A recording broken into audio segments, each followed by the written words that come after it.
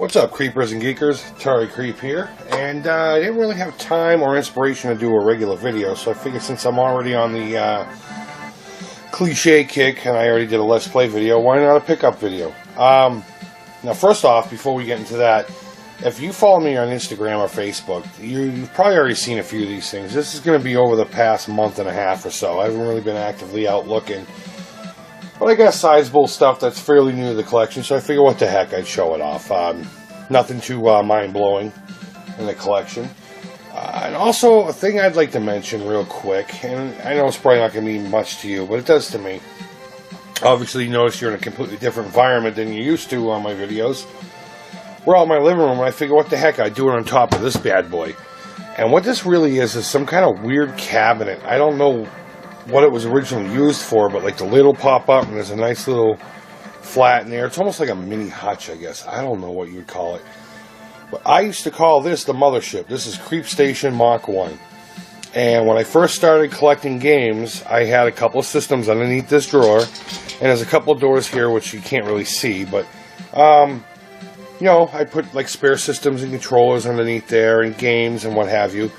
And I figure, what the heck, you know, I already have it next to my TV. I put a little music on it. Hopefully you can hear it. And just show you what I've grabbed here lately. Maybe on Instagram and Facebook I'll throw some Throwback Thursday pictures of when this was set up. When I just had a few systems and what have you. But let's get to the pickups. First off, hold on. You should know that sound. It's my Creep cup of coffee. So, let's start with the big things. First item of business here is a Sony PlayStation. Now, yes, I know I just said that I already got an extra one, and that one's already gone. But a buddy of mine sitting out of his collection and had no use for this. And they don't really sell for that much here locally, so I figured I could, you know, use it for a project or pass it on. Probably going to do both. I've always wanted a Resident Evil themed PlayStation, so I might just paint this one up Resident Evil themed and just have it on the shelf, or maybe it'll be going away somewhere. I don't know. We'll find out. I do have to repair the open button because, like I said in that one video, don't be afraid of ugly things. This is what's usually wrong with them, besides, of course, it not reading discs.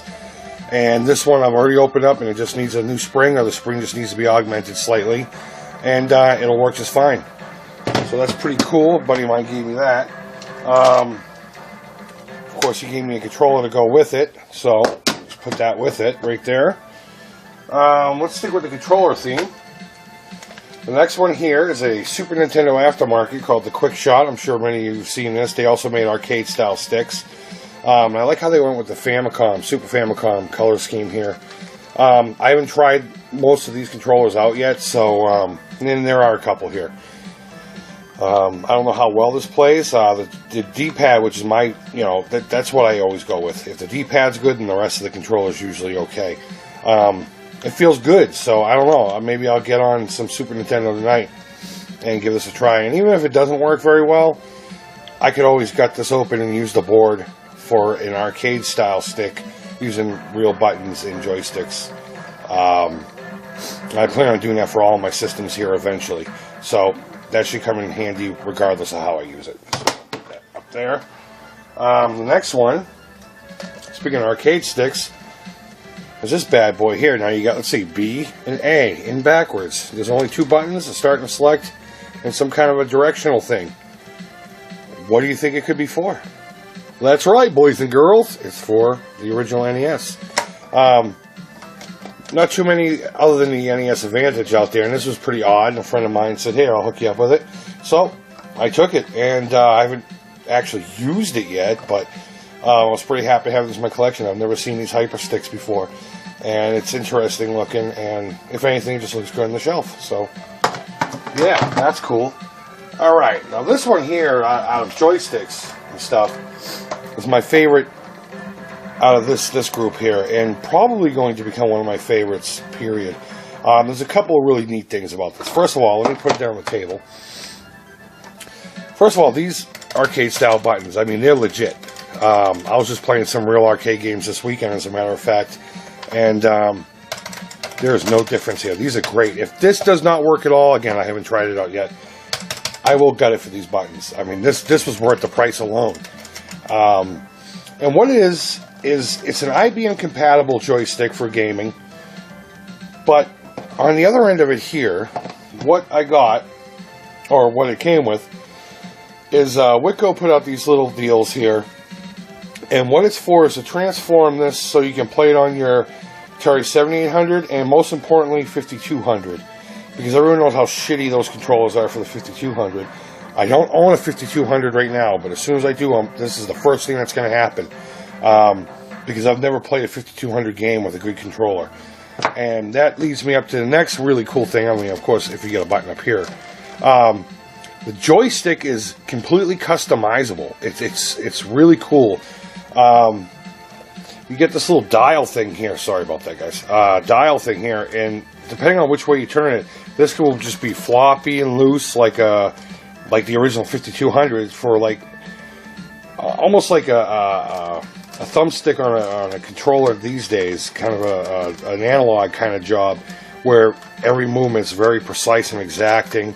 But right now I have it real tight to play arcade-style games. And it's made by Gravis, or Gravis, however you want to say it.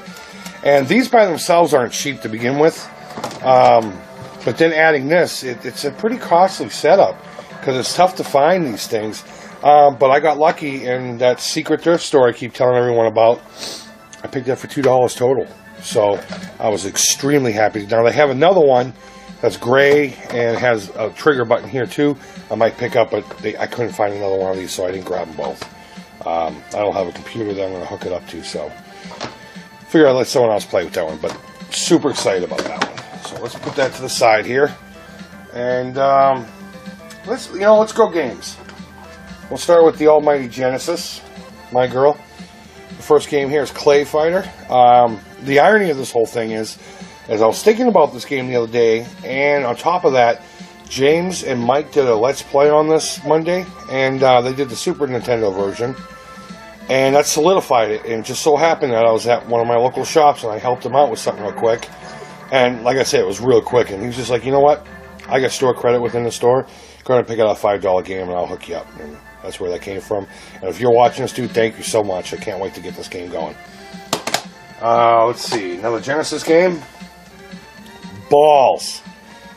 What is there really to say about this other than it says balls? You can't call this anything else but balls. You have to say it like that. Balls. Who wants to come play with my balls? Well, because, it's a game and you play it, so come play with my balls. No, it's a fighting game. I've never played it before. Excuse me, that's my dog in the background whining because there's a kitty cat outside. We have one in-house. Apparently, if they're outside, he just doesn't get it, but whatever. It's a fighting game. It's bizarre, and I can't wait to plug this in. And the cool thing about this one is not so much because it's complete, but the manual. This is funny. The manual talks about a modem coming out by AT&T that will allow you to plug your balls into your gaming system, and you and a friend over the phone line can play with their balls. And then shortly after that, there's a little card saying ignore that because AT&T discontinued that bullshit. So I thought that was a pretty neat piece of history, and I'm going to look for that modem just so I can have it. And I might do an episode just on that alone because I think that's pretty neat that the Genesis was able to go online. Now, a lot of people are saying, well, the Dreamcast isn't the first one, and they're right, but it's the first one that did it out of the box. So let's get that squared away. All right, so let's go with PlayStation. Next game, Spyro. Had this for a little while, and I don't know why it wasn't in my collection before, but we got it now, and all is right in the world. Buddy might hook me up with this bad boy here. It's excuse me, Fighting Force 2. I've never played 1 or 2 or 11 or however many there are. But he had this laying around loose, put it in a little sleeve for me. He said, hey, give this a try. It's pretty good. So, of course, that's what I'm going to do. And last, CD-based, Mortal Kombat Deadly Alliance. I can't wait to get into this. I'm not an Xbox kind of guy, but I just so happen to have one right there. You can kind of see the edge of it. And I like a good Mortal Kombat game, and I like a good fighting game. Also, I got a lady around here. She's the love of my life. However, every now and again, things get a little rocky. You get stressed out. good fighting game between the two of you, or Mario Kart. Mario Kart works awesome. We'll clear anything. That, and of course, really good sex, but I'm not going to go there. Alright, so let's go into the evil gray world. And let me move these aside so I have room. And we'll start at the origins of the US gray carts. Bases loaded for the NES.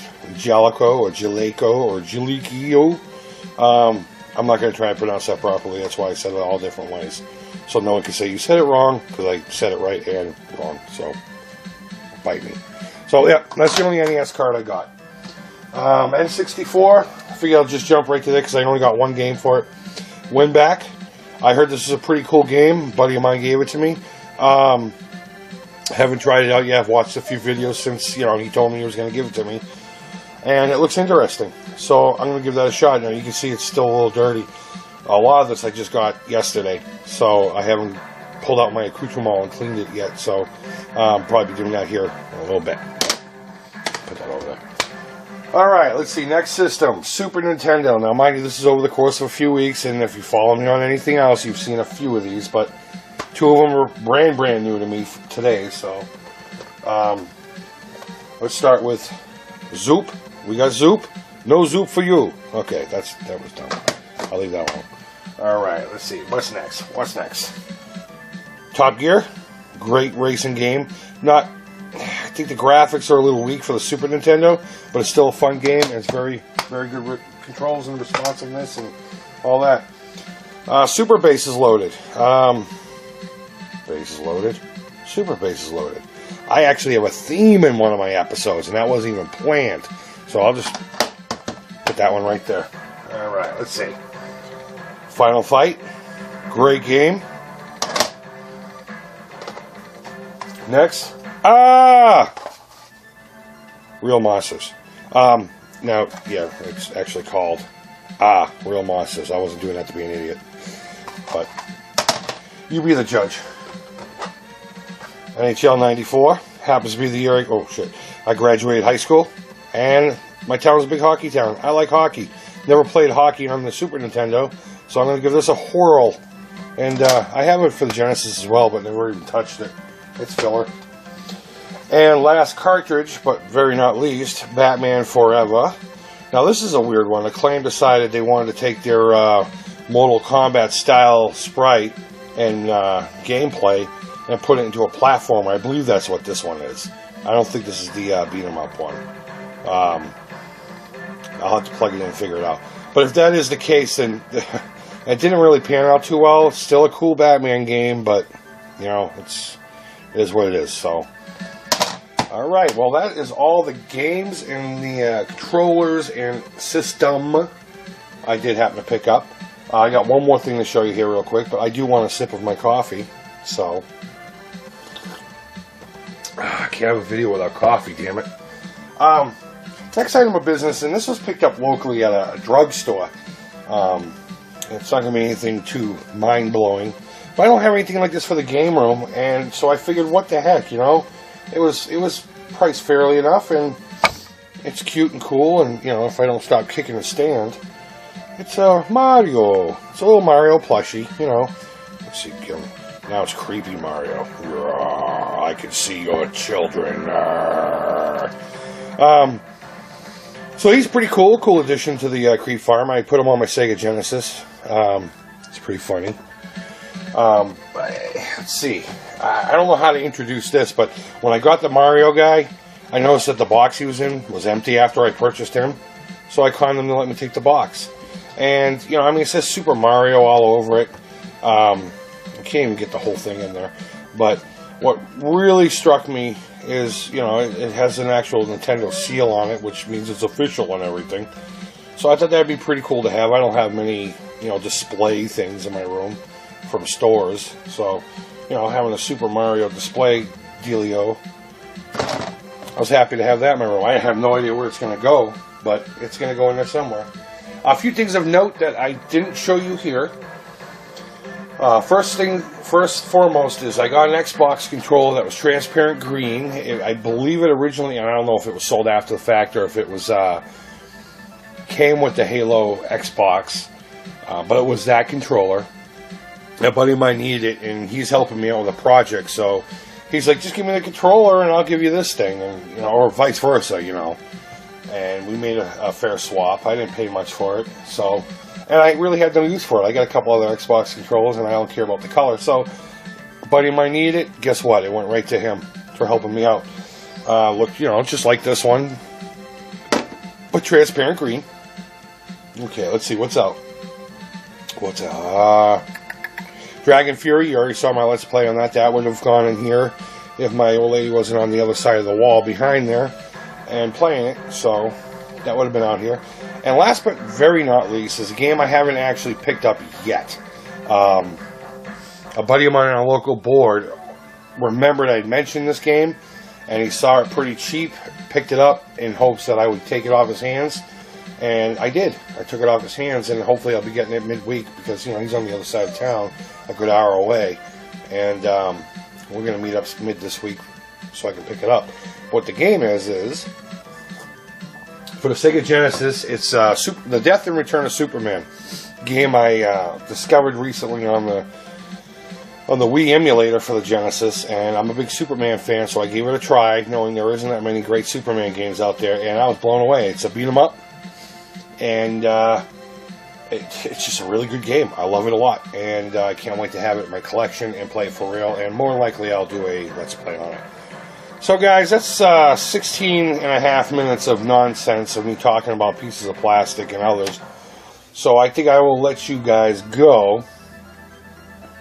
But first I want to do a couple shout-outs. The first one is going to be for Round 2 Gaming. Just search these guys on YouTube. He's a really good guy. Right there in line with him is Buried on Mars is the name of the page. And they're both really good guys. They're from up north in Canada. And, you know, honestly, if you go to any of my other videos and look at the comments, they're consistently always there. And I thank them immensely for all their support. And also their content is really good. So I wouldn't endorse anything that I didn't feel it was good just because of comments. So check them out as soon as you get done with this video. Mr. Paku, we've been talking about him a lot lately. He's new on the scene. He's also local and a really good friend of mine. And I'm not going to lie, and this has nothing to do with why I'm promoting him. He's responsible for a lot of this pile right here. And he's a really good guy. His content so far has been excellent. I'm really excited to see more. Him and I are also planning another retro night at that same joint, the Gaming Zone in Tempe, Arizona. So keep your eye out for that. And that's pretty much it, guys. I mean, I don't want to go too long. 20 minutes of just looking at plastic and hearing me talk with Castlevania playing in the background is enough to drive anyone to hang themselves. So, guys, with that, I just want to wish everyone well. Hope you had a great weekend. And until I post another video, guys, this is the Atari Creep signing out saying bye-bye. When I said it was guerrilla-style filmmaking, I wasn't kidding. Look at this ghetto setup. My phone was attached to that mess to make this video. But at least I have a real tripod this time and not just a video game stand.